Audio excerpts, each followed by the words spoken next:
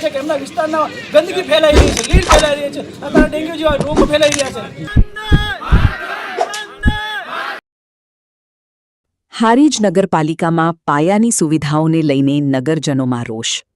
છેલ્લા કેટલાય સમયથી ભૂગર્ભ ગટર ઉભરાવાની, રોડ રસ્તા, સ્ટ્રીટ લાઇટ, સ્વચ્છતા સહિતના અનેક પ્રશ્નોનું નિરાકરણ કરવામાં નગરપાલિકા તંત્ર નિષ્ફળ। અનેકવારની રજૂઆતો કરવા છતાં પણ નગરોળ નગરપાલિકા તંત્ર દ્વારા આંખ આડા કાન કરવામાં આવે છે। આજે મામલતદાર કચેરી ખાતે યોજાયેલ તાલુકા સ્વાગત ફરિયાદમાં શહેરીજનો મોટી સંખ્યામાં મામલતદાર કચેરી ખાતે ઉમટ્યા।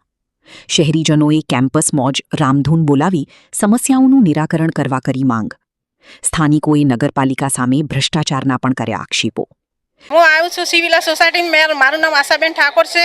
અમારા ગટરની બહુ જ ગંદકી થાય છે, એ રજૂઆત કરવા આવ્યા હતા, પણ સાહેબે કીધું કે 10 દિવસનું હું આલું છું તમને ટાઈમ, તમારે 10 દિવસમાં બધું સારું થઈ જાય। અમારા રોડે પણ સારો નહીં, ગટર પણ એટલા ઉભરાય છે, કશું વ્યવસ્થા જ નહીં। કોઈ નગરપાલિકાવાળા ઓભળવા માગતા જ નહીં ને। નગરપાલિકાવાળાને કહીએ તો કે હોય જો એમ કરીને કોઈ આવતા નહીં। નગરપાલિકાવાળા તો ખાલી ખાવા જ બેઠા છે, એમને તો પૈસા મળે એટલે એનું જ કામ કરે। અમારે તો કોઈનું કામ કરવા માગતા જ નહીં, ગરીબનું કામ કરતા જ નહીં રહે। નગરપાલિકાવાળા પૈસા ખાઈ જાય બધું, એના કરતાં નગરપાલિકા બંધ કરાવી દો, તાળા મરાવી દો, કોઈ જરૂર નહીં, કારણ કે કોમ તો થતું નહીં એમાં। નગરપાલિકામાં જઈને અમે પાછા આવી, અમારે એક દાખલો લેવો હોય ને તો અમે 2 કલાક ઉભા રહીને તો અમે દાખલા નહીં હાલતા કોઈ, એટલે નગરપાલિકા બંધ કરાવી દે। અમે ભ્રષ્ટાચાર બહુ જ થાય છે એમાં।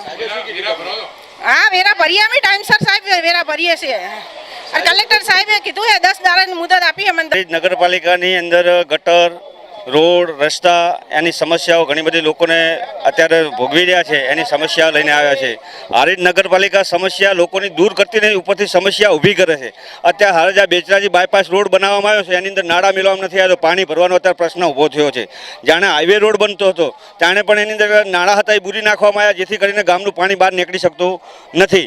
આના વિશે પણ અમે ચર્ચા કરવા આવ્યા છે કે પાણીનો નિકાલ થતો નથી। અત્યારે ગંદુ પાણી તલાઈમાં જાય છે અને તલાઈમાં પાણી જઈને ગંદકીનું વધારે પેલું થઈ રહ્યું છે। મારું નામ પુષ્પકભાઈ ખત્રી છે।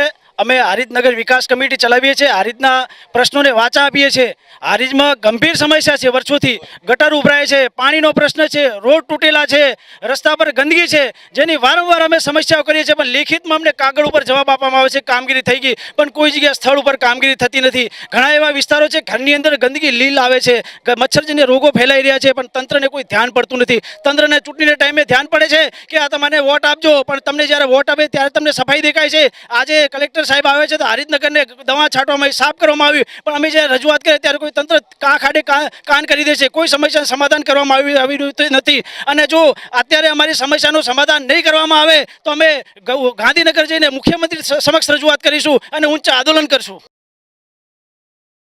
રિપોર્ટર દિગ્નેશ સુથાર, પાટણ।